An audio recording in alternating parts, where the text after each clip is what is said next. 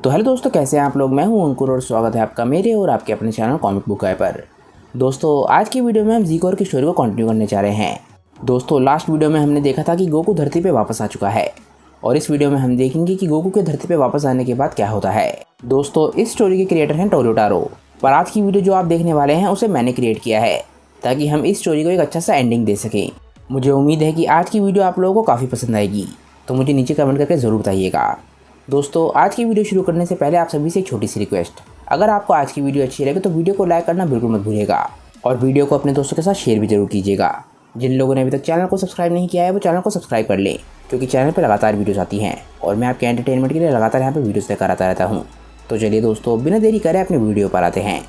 दोस्तों last video में हमने देखा था कि हमारे हीरोज़ ड्रैगन बॉल्स को एक्टिवेट करने में कामयाब हो जाते हैं, जिसके बाद गोकू धरती पर वापस आ जाता है। सभी लोग गोकू को बताने की कोशिश करते हैं कि धरती पे क्या चल रहा है, पर गोकू बोलता है कि ओमेगा शैंड्रॉन ने उसे सब कुछ बता दिया है और वो जानता है कि धरती पे इस वक्त क्या चल रहा है। इसके बाद वेजिटा बोलता है कैकारोट, अगर तुम जानते हो कि धरती पे क्या चल रहा है तो तुम ये भी जानते होगे कि हमारे पास बातें करने का समय बिल्कुल भी नहीं है।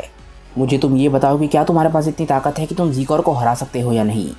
मैं जानता हूँ कि तुम सुपर साइयन 4 में बदल सकते हो, पर क्या तुम सुपर साइयन 5 की ताकत तक पहुँच पाए या नहीं। मैं जानता हूँ कि तुम्हें ये बात मेरे मुंह से सुन के बहुत ज़्यादा अजीब लगेगा, पर अगर तुम्हें लगता है कि तुम्हारे या मेरे फ्यूजन से कोई फ़ायदा होगा तो मैं उसके लिए तैयार हूँ। गोकू वेजिटा की बात सुनता है और उसके चेहरे पर एक स्माइल होती है। गोकू बोलता है वेजिटा, मुझे ये देख के बहुत अच्छा लगा कि तुम्हें धरती की इतनी ज़्यादा फिक्र है कि तुमने अपने प्राइड को भी छोड़ दिया, पर ये बात तुम और मैं दोनों जानते हैं कि हमें फ्यूजन का इस्तेमाल करने से कोई फ़ायदा नहीं होगा। फ्यूजन का इस्तेमाल करने के बाद अगर हम ज़्यादा ताकत का इस्तेमाल करेंगे तो वैसे भी हमारा फ्यूजन टाइम से पहले ख़त्म हो जाएगा। इसके बाद गोकू वेजिटा और गोहान की तरफ देखता है और बोलता है वेजिटा, गोहान मुझे ये बताओ कि तुम्हें क्या लगता है कि ज़ीकोर कितना ताकतवर है। इस वक्त मैं ज़ीकोर की जो ताकत महसूस कर रहा हूँ वो एटलीस्ट वेजिटा की सुपर साइयन 4 से 2 गुना ज़्यादा ताकतवर है, पर मुझे नहीं लगता कि ये उसकी ताकत की लिमिट है। मुझे लगता है कि वो और ज़्यादा ताकतवर बन सकता है। वेजिटा बोलता है कैकारोट, तुम बिल्कुल सही हो। पहले मुझे लगा था कि ज़ीकोर ट्रांसफॉर्म नहीं हो सकता, इसीलिए उसकी ताकत इतनी ज़्यादा है, पर हमें अभी पता चला है कि वो ट्रांसफॉर्म भी हो सकता है और उसने उस फॉर्म को अचीव कर लिया है जिसे अचीव करने की कोशिश मैं कर रहा था, यानी कि सुपर साइयन 5, और ज़ीकोर उस फॉर्म को परफेक्ट साइयन बोल रहा था। गोहान बोलता है डैड, मुझे माफ़ करना कि मेरे पास इतनी ताकत नहीं थी कि मैं उसे हरा पाता। हम दोनों आपके ही बेटे हैं, पर मैं उसकी ताकत की बराबरी नहीं कर सका। उसकी ताकत और मेरी ताकत में ज़मीन आसमान का फ़र्क है। गोकू के चेहरे पर एकदम से स्माइल आ जाती है और वो गोहान के कंधे पर हाथ रखता है। वो बोलता है गोहान, तुम जो कर सकते थे तुमने वो किया, और चिंता मत करो, हम ज़ीकोर को हराने का कोई ना कोई रास्ता ढूंढ लेंगे। इसके बाद डेंडे गोकू से बोलता है गोकू, जब से तुम वापस आए हो मैं देख रहा हूँ कि तुम्हारा ध्यान कहीं और है। क्या कोई चीज़ है जो तुम्हें परेशान कर रही है। गोकू एकदम से डेंडे की तरफ देखता है और अपने सर पे 2 उंगलियाँ रखता है। वो एकदम से टेलीपोर्ट करके वहाँ से गायब हो जाता है। किसी को भी समझ नहीं आता कि आखिर गोकू कहाँ गया। सभी को लगता है कि शायद वो डायरेक्टली बैटलफील्ड में चला गया होगा और सभी लोग उसकी ताकत को महसूस करने की कोशिश करते हैं, पर वो महसूस करते हैं कि वहाँ पर कोई भी नहीं है और वहाँ पर सिर्फ ज़ीकोर और ऊब 2 ही ताकतें हैं। इसके बाद हम समय में थोड़ा सा पीछे आते हैं और हम बैटलफील्ड को देखते हैं। बैटलफील्ड में ज़ीकोर और माजूब सिर्फ यही दोनों रह गए होते हैं और दोनों की फाइट शुरू होने वाली होती है। माजूब के पावर पूरा करने के बाद क्रिलिन माजूब से पूछता है कि माजूब, तुम्हें क्या लगता है कि क्या तुम ज़ीकोर को थोड़ी देर के लिए रोक सकते हो। मैं जानता हूँ कि तुम्हारे पास इतनी ताकत नहीं है कि तुम ज़ीकोर को हरा सको। माजूब क्रिलिन से बोलता है क्रिलिन, 1 महीने पहले जब ज़ीकोर धरती पर आया था तब मुझे उसकी ताकत बहुत ज़्यादा खतरनाक लगी थी और मैं समझ गया था कि मैं ज़ीकोर को नहीं हरा सकता। मेरे मास्टर ने सब कुछ छोड़ के मुझे इतने लंबे समय तक ट्रेन किया ताकि उनकी एब्सेंस में मैं धरती की रक्षा कर सकूं, पर ज़ीकोर की ताकत को पहली बारी महसूस करके मैं समझ गया कि मैं अभी धरती की रक्षा के लिए तैयार नहीं हूँ। इसीलिए ज़ीकोर के ज़ी स्वॉर्ड में कैद होने के बाद मैंने काफ़ी लंबे समय तक ट्रेनिंग करी। मैं जानता था कि ज़ीकोर 1 महीने में लौट आएगा और मुझे और समय की ज़रूरत थी, इसीलिए मैंने कामे सामा से बात करी और 2 साल तक रूम ऑफ स्पिरिट टाइम में भी ट्रेनिंग करी। जब मैं यहाँ पर आ रहा था तब मुझे पूरा विश्वास था कि मैं ज़ीकोर को हरा सकता हूँ, पर ज़ीकोर ने जब अपनी परफेक्ट फॉर्म दिखाई तब मैं समझ गया कि फ़िलहाल मैं ज़ीकोर को रोकने के अलावा कुछ भी नहीं कर सकता। हमें मास्टर का इंतज़ार करना होगा, पर हाँ, मास्टर के वापस आने तक मुझे लगता है कि मैं ज़ीकोर को रोक सकता हूँ। इसके बाद ज़ीकोर माजूब से बोलता है कि तुम लोग बहुत ज़्यादा बकवास करते हो। मुझे ये बताओ कि तुम यहाँ पे सिर्फ समय बर्बाद करने आए हो या मुझसे लड़ने के लिए आए हो। माजूब का पावर अब तक पूरा हो चुका होता है और एकदम से वो ज़ीकोर पे हमला करना शुरू कर देता है।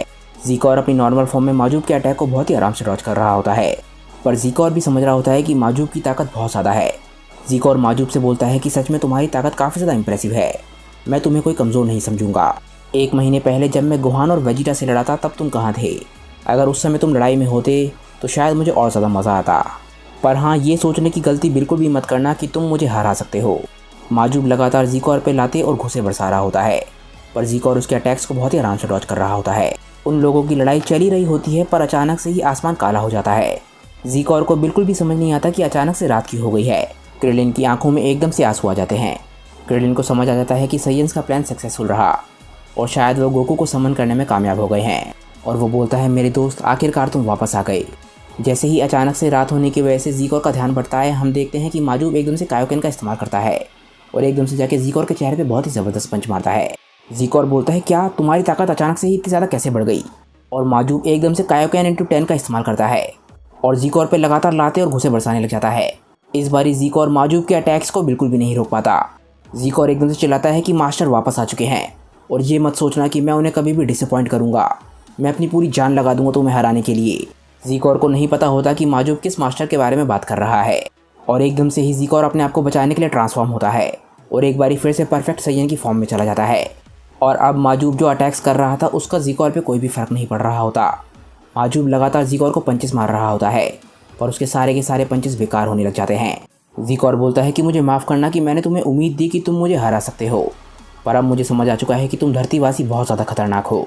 ज़ीकोर बोलता है कि मुझे ये बताओ कि क्या तुम एक साइयन हो? तुम अपनी ताकत को ऐसे कैसे बढ़ा सकते हो? माजूब बोलता है, नहीं, मैं सिर्फ एक धरतीवासी हूँ और मेरे मास्टर दुनिया में सबसे ज़्यादा ताकतवर इंसान है, या फिर मुझे ये कहना चाहिए कि वो सबसे ताकतवर साइयन है। ज़ीकोर एकदम से हंसने लग जाता है और बोलता है कि तुम्हारा मास्टर यानी कि वेजिटा है, वही खुद को दुनिया में सबसे ज़्यादा ताकतवर साइयन बोलता है। वो बोलता है कि तुम गलत नहीं हो, मैंने मास्टर वेजिटा से भी काफ़ी कुछ सीखा है, पर मैं इस वक्त उनके बारे में बात नहीं कर रहा हूँ।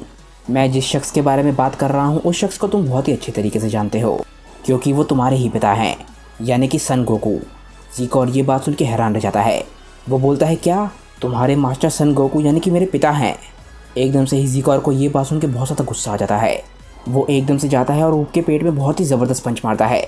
इस पंच की वजह से ऊब की जान निकल जाती है और उसके मुँह से खून निकलने लग जाता है। ज़ीकोर की परफेक्ट फॉर्म में सिर्फ एक ही पंच से ऊब की हालत बिल्कुल ख़राब हो जाती है।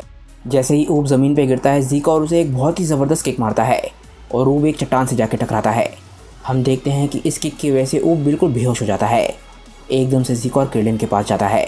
ज़ीकोर बोलता है कि जब कुछ देर के लिए अंधेरा हुआ था तब तुम लोग बहुत ज़्यादा खुश हुए थे, मुझे बताओ कि उस समय क्या हुआ था। इसके बाद हम कामे लुकआउट पर वापस आ जाते हैं और हम देखते हैं कि सभी लोग बहुत ज़्यादा हैरान हो रहे थे कि गोकू आखिर कहाँ गया।